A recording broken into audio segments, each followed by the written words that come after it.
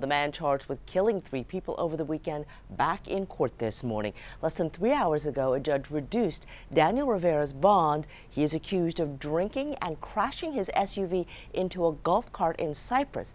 At the time, prosecutors say he also had 2 other people in the vehicle with him, including an 8-year-old child. Those other people are okay. KHOU 11's Michelle Choi was the only reporter in the courtroom this morning.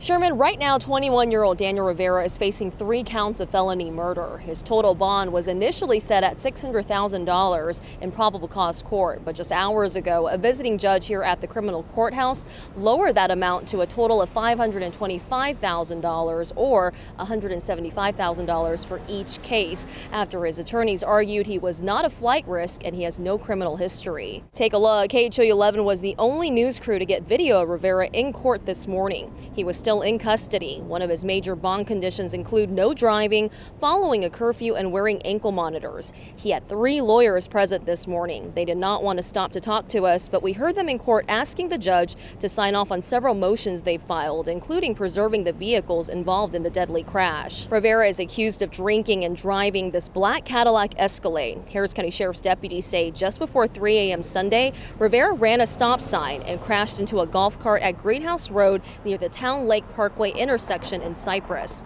3 men were killed. Jacob Wannock and Fraser Anderson died at the scene, and Christopher Scandridge died at the hospital. This morning, we heard from the prosecutor in charge of this case. This is just another example of what happens when someone chooses to get behind the wheel intoxicated.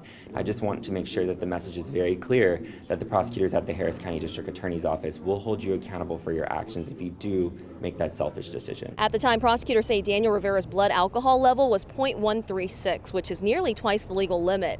But in court this morning, his attorneys questioned if the reading had been accurate, and they wanted to figure out whether the victims had been drinking as well. Now, one of the victims' family members was in court today. He told me that his family was not ready to speak publicly just yet, but that they are grieving and they want justice for their loved one.